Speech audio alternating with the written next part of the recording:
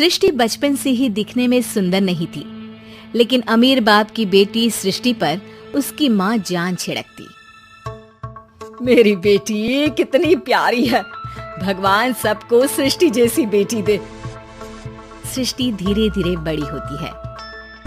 एक दिन सृष्टि की सहेली कहती है, तू दिखने में कितनी अजीब सी है, लेकिन मैं जानती हूँ हम सब में सबसे अच्छी शादी तो तेरी ही होगी। तेरे पापा अमीर जो हैं।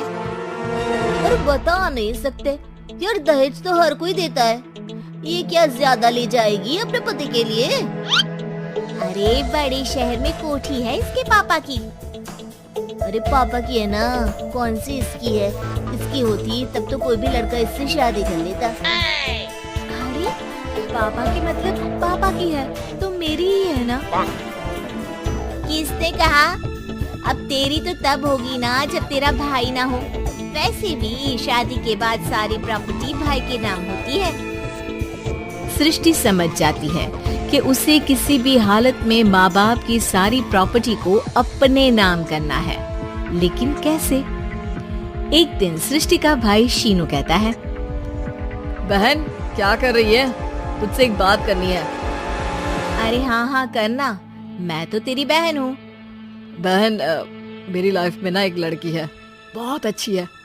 मैं सोच रहा हूँ माँ और पापा से बात करूँ शादी के लिए।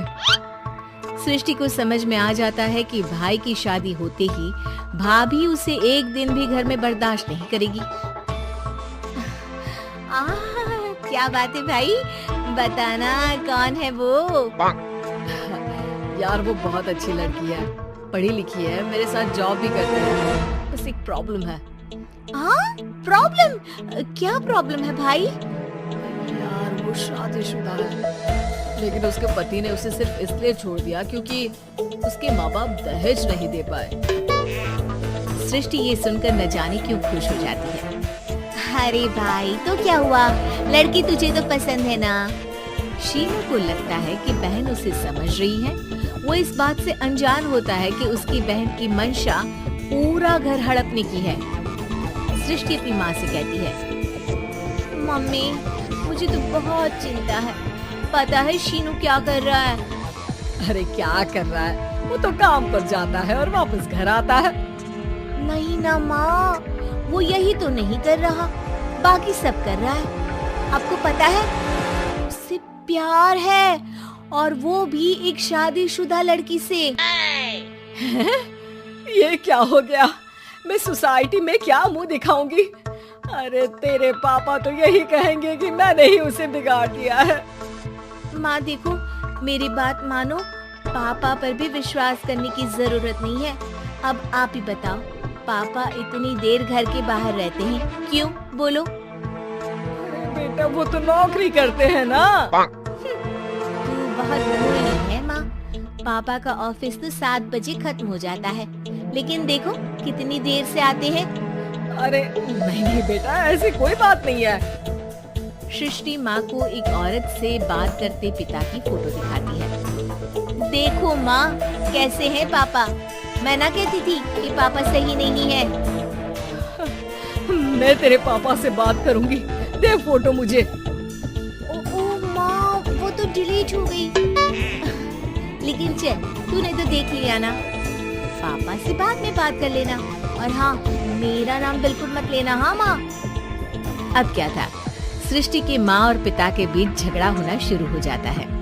सृष्टि के मन में क्या चल रहा था कोई नहीं जानता था।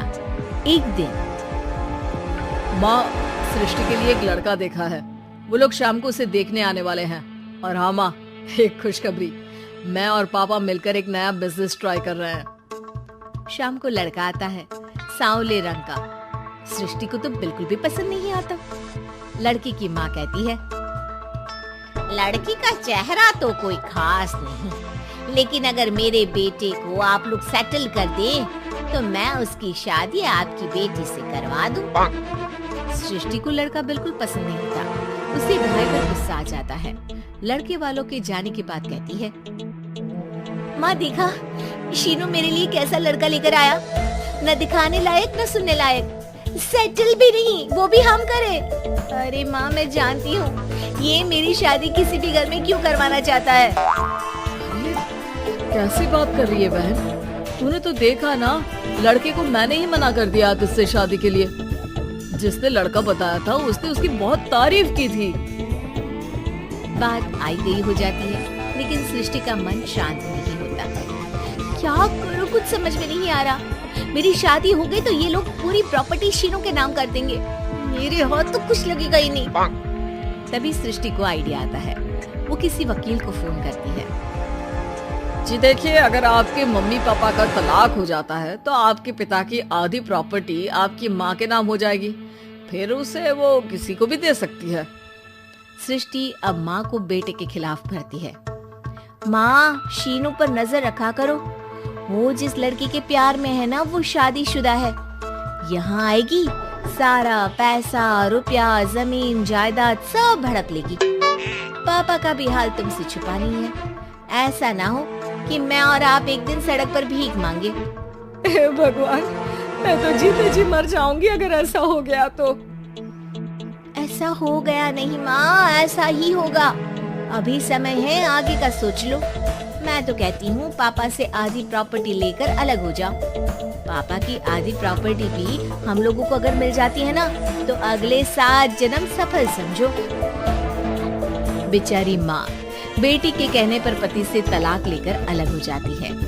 सृष्टि अब पैसों से गाड़ी और अपने दूसरे महंगे शौक पूरे करने लगी। उसके दोस्त भी उसके पैसे इस्तेमाल करते। सृष्टि, कल तुम कहाँ थी? मैं सारा दिन घर पर अकेली थी। तो मैं क्या करूं? मैंने ठेका तो नहीं लिया है ना तुम्हें संभालने का। माँ को सृष्टि से ये उम्मीद नहीं थी। वो बैठकर रोने लगती है। वहीं उसका पति यानी कि सृष्टि के पिता आ जाते हैं। मैं जानता था कि तुम्हारा यही हाल होगा, तो आपने मुझे रोका क्यों नहीं? मैं रोकता तो तुम रुकती क्या? सृष्टि के कहने पर तुमने मुझ पर अपने बेटे पर शक किया, लेकिन तुम ये भूल गई कि कैसे हम दोनों ने मिलकर जीवन में इतना सब खड़ा किया। माँ पति के गले लग जाती है। मुझे माफ कर दीजिए, मैंने आपकी कमाई का एक बड़ा हिस्सा गवा दिया। कोई बात नहीं, तुम साथ हो तो मैं ऐसी 7 प्रॉपर्टी खड़ी कर दूंगा। तभी वहाँ सृष्टि आ जाती है रोते हुए। माँ, मयंक ने मुझे छोड़ दिया। वो बोल रहा था जब तक मेरे पास पैसे थे तब तक ही वो मेरे साथ था। पापा, माँ, मुझे माफ कर दीजिए।